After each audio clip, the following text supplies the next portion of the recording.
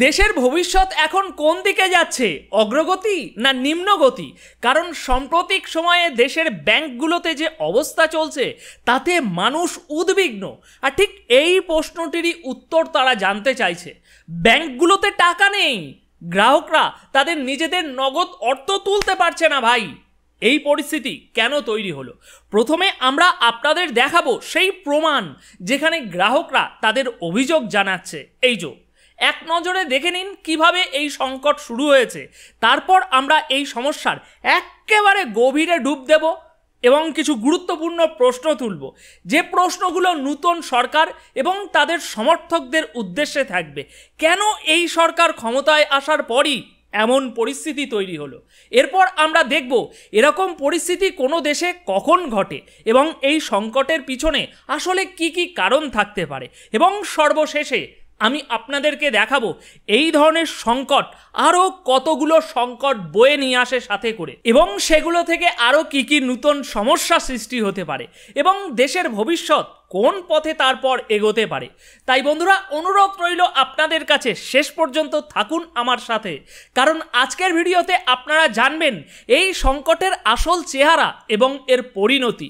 পুরো ভিডিওটি দেখুন আর শেষে নিজের মতামত জানাতে যেন একদম ভুলবেন না। তাহলে চলুন, মানুষ কি অভিযোগ করছে সেগুলো এক নজরে দেখে আসি আমরা। আজকে কমপক্ষে 5 লক্ষ টাকার দরকার ছিল আমার, এখন তো আমাদের মাত্র 50,000 টাকা নিলাম।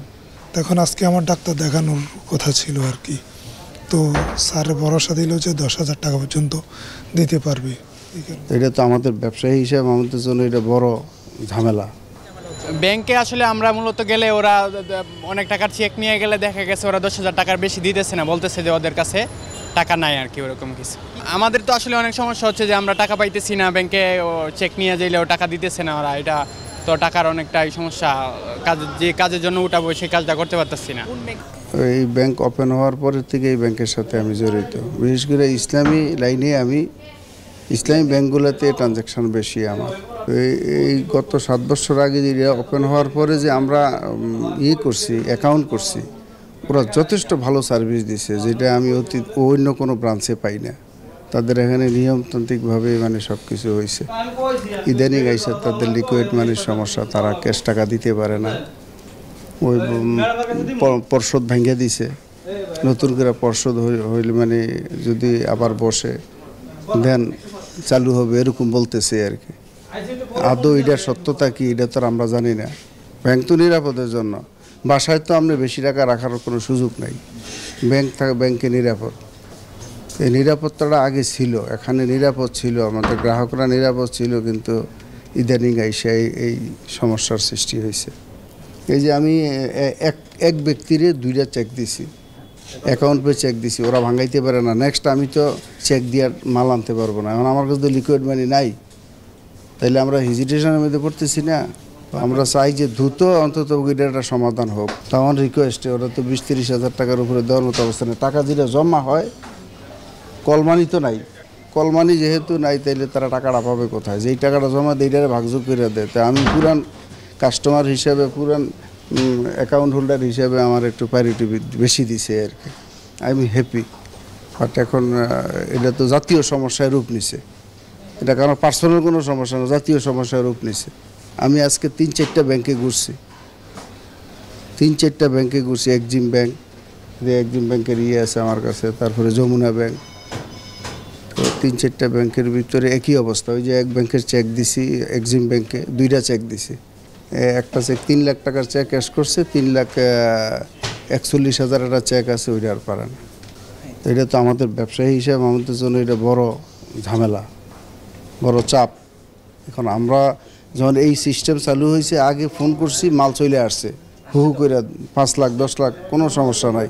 বাট এখন তো ক্যাশ টাকা গয়না দিয়ে তারপরে মালটা আনতে হয়। বিভিন্নভাবে মনে করেন যে আমরা কর্মচারীর বেতন দেওয়া সম্ভব না যদি ব্যাংকের এই না হয়। চেক নিয়ে আমার 19,000 টাকা চেক মাত্র, অন্য ব্যাংকের চেক। এই ব্যাংকেরই শুধু ব্রাঞ্চটা আলাদা ছিল। টাকাটা আমার খুব ইম্পর্টেন্ট ছিল, কিন্তু দিতে পারতেছে না আর কি ওনারা। এবং কি আমি কার্ডেও অনেকবার ট্রাই করছি, কার্ডও আমার টাকাটা উঠাইতে পারতেছি না। তখন আজকে আমার ডাক্তার দেখানোর কথা ছিল আর কি, তো স্যার ভরসা দিল যে 10,000 টাকা পর্যন্ত দিতে পারবে। এই কারণে বসে আছি। বন্ধুরা, এরকম 1, 2, 3 জন নয়, বহু মানুষের এই একই বক্তব্য আমি আপনাদেরকে দেখাতে পারি। তাই এবার চলুন একে একে প্রশ্ন বিচিত্রা শুরু করি আমরা নূতন সরকারের উদ্দেশ্যে। কারণ এখন তো দেশে গণতন্ত্র আছে, সবাই সবাইকে প্রশ্ন করতে পারে, তাই তো? আচ্ছা, নূতন সরকার যে এতটাই ভালো, তাদের গুণগান তো শুনতে শুনতে একেবারে কান পৌঁছে গেল। কিন্তু প্রশ্ন হলো, এই এত ভালো সরকার ক্ষমতায় আসার পর মাত্র 1 মাসের মধ্যে দেশের ব্যাংকগুলো কেন ফাঁকা হয়ে গেল? যেখানে জনগণ তাদের কষ্টে অর্জিত টাকা তুলতে পারছে না, সেখানে এই ভালো সরকারের ভূমিকা কি? দেশের ব্যাংকিং সিস্টেম যা অর্থনীতির মূল ভিত্তি রে ভাই, 1 মাসেই কিভাবে এত বড় সংকটে পড়ল? জনগণের টাকা কেন ব্যাংক থেকে পাওয়া যাচ্ছে না? আর কেনই বা দেশের অর্থনৈতিক অবস্থা এতটা নড়বড়ে হয়ে পড়েছে 1 মাসে? নূতন সরকার কি এতই দুর্বল যে তারা দেশের ব্যাংকিং ব্যবস্থাকে স্থিতিশীল রাখতে ব্যর্থ হচ্ছে? আর যদি সত্যি তারা ভালো সরকার হয়, তাহলে তাদের মেয়াদ শুরু হওয়ার পরেই কেন এমন বিশৃঙ্খলা তৈরি হলো? এতে উন্নয়নের কথা বলা হয়েছে, এত উন্নয়নের কথা বলা হয়েছে, অথচ জনগণ তাদের প্রয়োজনীয় নগদ অর্থটুকুও তুলতে পারছে না। এ কেমন উন্নয়ন রে ভাই? হ্যাঁ, আমি মানছি শেখ হাসিনার সরকার প্রচণ্ড দুর্নীতিগ্রস্ত ছিল, কিন্তু তার শাসন আমলে এমন করুণ অবস্থা তো দেখা যায়নি। তাদের সময়ে তো দেশের অর্থনৈতিক অবস্থা কখনো এমন সংকটে পড়েনি। জনগণ তাদের নিজের টাকা তোলার জন্য কখনো এমন হয়রানির শিকার হয়নি। শেখ হাসিনার শাসন আমলে জনগণ তাদের প্রয়োজনীয় নগদ অর্থ যখন খুশি যতটা খুশি তুলতে পারত। তাহলে প্রশ্নটা কিন্তু থেকেই যায়, কেন নূতন সরকার আসার পরেই এমন পরিস্থিতি তৈরি হলো? যদি আগের সরকার এত দুর্নীতি পরায়ণ ছিল, তাহলে এই প্রভাবটা তো ভাই তখন দেখা দেওয়ার কথা ছিল। কিন্তু কেন তখন এমন বিপর্যয় দেখা যায়নি? এটা কি প্রমাণ করে না যে শেখ হাসিনার সরকার অর্থনৈতিক দায়িত্ব পালন করতে পেরেছিল, যা নূতন সরকার এখন করতে ব্যর্থ হচ্ছে? জনগণের জন্য নিরাপদ আর্থিক পরিবেশ বজায় রাখার দায়িত্ব কি নূতন সরকারের নয়? তাহলে এই সংকটের জন্য তাদের জবাবদিহি করতে হবে না কেন? একটি নূতন সরকারের প্রথম কাজ হওয়া উচিত দেশের অর্থনৈতিক স্থিতিশীলতা বজায় রাখা। কিন্তু কেন এই সরকার তা করতে ব্যর্থ হচ্ছে?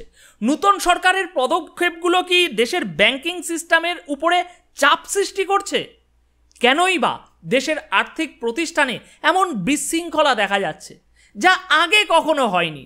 জনগণের টাকা ব্যাংকে নিরাপদে থাকবে, এই সাধারণ অধিকার কি নূতন সরকার দিতে পারছে না? এ কেমন উন্নয়ন রে বাবা? সরকার তো বলে তারা দেশের অর্থনৈতিক ব্যবস্থা মজবুত করবে, কিন্তু বাস্তবে দেখা যাচ্ছে ব্যাংকগুলোতে নগদ অর্থের অভাব। এই পরিস্থিতিতে কিভাবে সরকার নিজের সফলতার দাবি করতে পারে? জনগণের টাকায় যদি তারা টাকাই না দিতে পারে, তাহলে তাদের শাসনের কি মূল্য আছে? নূতন সরকার ক্ষমতায় এসেই দেশের অর্থনীতিকে কি আরও গভীর সংকটে ফেলে দিচ্ছে? বর্তমান সরকারের অর্থনৈতিক নীতি কতটা কার্যকর? এই সংকট কি তাদের পরিকল্পনার অভাব, নাকি কার্যকর সিদ্ধান্তের অভাবে সৃষ্টি হয়েছে? কি এমন ঘটল যে নূতন সরকার ক্ষমতায় আসার পর মাত্র 1 মাসের মধ্যেই দেশের অর্থনৈতিক অবস্থা এত দ্রুত খারাপ হতে শুরু করলো? যে সরকার নিজেদের সাফল্যের গল্প শোনাচ্ছে, তাদের শাসন আমলে কেন দেশের ব্যাংকিং সিস্টেম এমন বিপর্যস্ত? এই বিপর্যয়ের পিছনে সরকারের নীতির কি ভূমিকা রয়েছে? দেশের অর্থনীতি এমন নাজুক অবস্থায় পড়ে গেল, নতুন সরকার কি এই পরিস্থিতি আরো খারাপ করার দায়িত্ব নিতে প্রস্তুত? সেই দিকে হাঁটছে নাকি? নতুন সরকার ক্ষমতায় আসার পর কেন দেশের ব্যবসায়ীরা এতটা সমস্যায় পড়েছেন? যেখানে তারা উন্নয়নের প্রতিশ্রুতি দিয়েছিল, সেখানে বাস্তবে কেন ব্যবসায়ীদের জন্য জীবনযাত্রা এত কঠিন হয়ে গেল? ব্যবসায়ীরা তো দেশের অর্থনৈতিক চালিকা শক্তি, তাহলে কেন তাদের প্রয়োজনীয় নগদ অর্থও ব্যাংক থেকে পাওয়া যাচ্ছে না? কি এমন পরিস্থিতি তৈরি হলো যে ব্যবসায়ীরা তাদের দৈনন্দিন কার্যক্রম চালাতে হিমশিম খাচ্ছে? কেন দেশের ব্যবসায়িক পরিবেশ এতটা খারাপের দিকে যাচ্ছে? এই অবব্যবস্থাপনার দায়ভার নূতন সরকারের নয় কি? এটাই কি সেই উন্নয়ন যা তারা দেশের মানুষকে দিতে চেয়েছিল? আচ্ছা, ডক্টর ইউনূস স্যারের সরকার এবং তার সমর্থকদের কাছে প্রশ্নমালা আপাতত এখানেই শেষ করি, নত অনেক ভারী হয়ে যাবে মাথা। এবার আমরা দেখি যে এই ধরনের পরিস্থিতি কোনো একটি দেশে কখন হয়। বন্ধুরা, কোনো দেশে এরকম অবস্থা তখনই দেখা দেয় যখন সেই দেশের অর্থনীতি চরম দুর্বল হয়ে পড়ে এবং সরকার তার অর্থনৈতিক দায়িত্ব পালনে ব্যর্থ হয়। ব্যাংকগুলোতে নগদ অর্থের ঘাটতি সাধারণত তখনই দেখা দেয় যখন কেন্দ্রীয় ব্যাংক বা অর্থনৈতিক ব্যবস্থাপনা পর্যাপ্ত পরিমাণে অর্থ সরবরাহ করতে পারে না। এই ধরনের পরিস্থিতির পিছনে বেশ কয়েকটি কারণ থাকতে পারে, যার ফলে অর্থনীতি ধীরে ধীরে ক্ষতিগ্রস্ত হয়। সঠিক পরিকল্পনা ও কার্যকর নীতির অভাবে দেশের অর্থনৈতিক অবস্থা নড়বড়ে হয়ে পড়ে। এছাড়া প্রশাসনিক ব্যর্থতাও বড় একটি কারণ হতে পারে। যখন সরকারের প্রশাসন সঠিকভাবে কাজ করতে ব্যর্থ হয়, তখন দেশের আর্থিক প্রতিষ্ঠানগুলো কার্যকরভাবে পরিচালনা হতে পারে না। এর ফলে ব্যাংকিং ব্যবস্থায় সংকট তৈরি হয়। এছাড়া মুদ্রাস্ফীতি, আর্থিক সংকট বা আন্তর্জাতিক ঋণের বোঝা এই পরিস্থিতিকে আরও খারাপ করে দিতে পারে। যখন একটি দেশের মুদ্রার মান দ্রুত কমতে থাকে, তখন দেশের আমদানি ব্যয় বেড়ে যায় এবং অর্থনৈতিক স্থিতিশীলতা নষ্ট হয়। এর ফলশ্রুতিতে জনগণের জীবনযাত্রার মান কমে যায় এবং ব্যাংকিং ব্যবস্থা ভেঙে পড়ার সম্ভাবনা তৈরি হয়। আর এই সকল কারণের মিশ্রণে একটি দেশের অর্থনীতি এমন সংকটের মুখে পড়ে যেখানে জনগণ তাদের নিজস্ব ব্যাংক থেকে নগদ অর্থটুকুও তুলতে পারে না। এটি একটি দেশের জন্য অত্যন্ত বিপজ্জনক সংকেত, যা প্রমাণ করে যে দেশের অর্থনীতি একেবারে ধ্বংসের দিকে চলে যাচ্ছে। আচ্ছা, এবার বলি যে এই ধরনের পরিস্থিতি কোনো দেশে হলে পরবর্তী তার পরিণতি কি হতে পারে। বন্ধুরা, কোনো দেশে এই ধরনের পরিস্থিতি হলে সেই দেশের জন্য ভবিষ্যতে আরও গুরুতর সমস্যা সৃষ্টি হতে পারে। বেশ কয়েকটি নাম্বার ওয়াইজ বলছি। নাম্বার 1, ব্যবসায়ীদের উপরে চাপ। যখন ব্যবসায়ীরা ব্যাংক থেকে তাদের প্রয়োজনীয় নগদ অর্থ তুলতে পারবে না, তখন তাদের ব্যবসার দৈনন্দিন কার্যক্রম পরিচালনা করা বেশ কঠিন হয়ে পড়বে, যেমনটা আমরা ভিডিওতে দেখলাম। এর ফলে অনেক ব্যবসা বন্ধ হয়ে যেতে পারে, যা দেশের অর্থনীতিতে বিশাল প্রভাব ফেলবে। ব্যবসা বন্ধ হলে কর্মচারীদের বেতন না দিতে পারা, পণ্যের উৎপাদন ও সরবরাহ ব্যাহত হওয়া এবং সামগ্রিকভাবে অর্থনৈতিক স্থবিরতা দেখা দেওয়ার সম্ভাবনা তৈরি হবে। এবার 2, বেকারত্ব বৃদ্ধি। ব্যবসা বন্ধ হয়ে গেলে কর্মচারীদের বেতন দেওয়া সম্ভব হবে না, ফলে তাদের কাজ চলে যাবে, আর এর ফলে বেকারত্বের হার দ্রুত বৃদ্ধি পাবে। বেকারত্ব বাড়লে সামাজিক অস্থিরতা বাড়বে, কারণ অনেক মানুষ তাদের জীবন ধারণের জন্য নির্ভরযোগ্য কোনো উপায় থাকবে না, সব হারিয়ে ফেলবে। এটা সামাজিক বিদ্রোহের কারণও হতে পারে। নাম্বার 3, বিশ্বাসের সংকট। যখন জনগণ তাদের কষ্টে অর্জিত টাকা ব্যাংক থেকে তুলতে পারবে না, তখন ব্যাংক এবং সরকারের প্রতি তাদের বিশ্বাস ক্ষীণ হয়ে যাবে। এই বিশ্বাস সংকটে আর্থিক প্রতিষ্ঠানগুলোতে লিকুইডিটির সংকট সৃষ্টি করতে পারে, কারণ মানুষ তাদের টাকাগুলো দ্রুত তুলে নেওয়ার চেষ্টা করবে। এর ফলে ব্যাংকিং সিস্টেমে চাপ পড়বে এবং আর্থিক প্রতিষ্ঠানগুলো কার্যক্রমে ব্যাপক বাধাগ্রস্ত হবে। নাম্বার 4, অর্থনৈতিক মন্দা। এই ধরনের সংকট দেশের অর্থনীতিকে গভীর মন্দায় ফেলে দিতে পারে এবং তা দীর্ঘমেয়াদীও হতে পারে এবং দেশের উন্নয়নের গতি স্থবির পর্যন্ত করে দিতে পারে। অর্থনৈতিক মন্দার ফলে মানুষের ক্রয় ক্ষমতা কমে যাবে, যা ব্যবসা এবং শিল্পে আরও নেতিবাচক প্রভাব ফেলবে। নাম্বার 5, বিদেশি বিনিয়োগ কমে যাওয়া। এমন পরিস্থিতিতে বিদেশি বিনিয়োগকারীরা দেশের অর্থনৈতিক স্থিতিশীলতা নিয়ে সন্দেহহীন হয়ে পড়বে এবং আর নতুন বিনিয়োগ করতে আগ্রহ হারাবে। দেশের এমন পরিস্থিতিতে বিদেশি বিনিয়োগ কমে গেলে দেশের অর্থনীতি আরও সংকটের মুখে পড়বে, কারণ উন্নয়নের জন্য প্রয়োজনীয় বিনিয়োগ আসবে না। নাম্বার 6, মুদ্রার মান হ্রাস। দেশের মুদ্রার মান দ্রুত হ্রাস পেতে পারে, যা আমদানি ব্যয় বাড়িয়ে দেবে এবং জীবনযাত্রাও ব্যয় বাড়িয়ে দেবে। এর ফলে দেশের ভোক্তারা বিপাকে পড়বে, কারণ তাদের প্রতিদিনের প্রয়োজনীয় পণ্য ও সেবার দাম বহুগুণ বৃদ্ধি পাবে। মুদ্রার মান হ্রাস দেশের অর্থনীতিকে আরও দুর্বল করে তুলবে এবং অর্থনৈতিক অস্থিরতা সৃষ্টি করবে। আর এই পরিস্থিতিগুলো একত্রিত হয়ে দেশের জন্য একটি গুরুতর অর্থনৈতিক সংকটের সৃষ্টি করতে পারে, যা থেকে উত্তরণ খুবই কঠিন হয়ে দাঁড়াবে। তো বন্ধুরা, আজকের ভিডিওতে আমরা বিশ্লেষণ করলাম বর্তমান পরিস্থিতি, কেন এমন সংকট তৈরি হলো এবং ভবিষ্যতে এর ফলাফল কি হতে পারে। সব কিছু শুনে এবং দেখে এখন আপনাদের কি মনে হচ্ছে? কোথা থেকে এই বিপর্যয় শুরু হলো, কেন এই অবস্থা তৈরি হলো এবং এর পরিণতি কি হতে পারে, এই বিষয়ে আপনাদের মতামত কি? আমি জানি এই নিয়ে প্রশ্ন এবং উদ্বেগ অনেক রয়েছে আপনাদের, তাই আপনারা যা ভাবছেন তা আমাকে জানাতে ভুলবেন না। কমেন্ট বক্সে আপনাদের মতামত এবং বিশ্লেষণ শেয়ার করুন।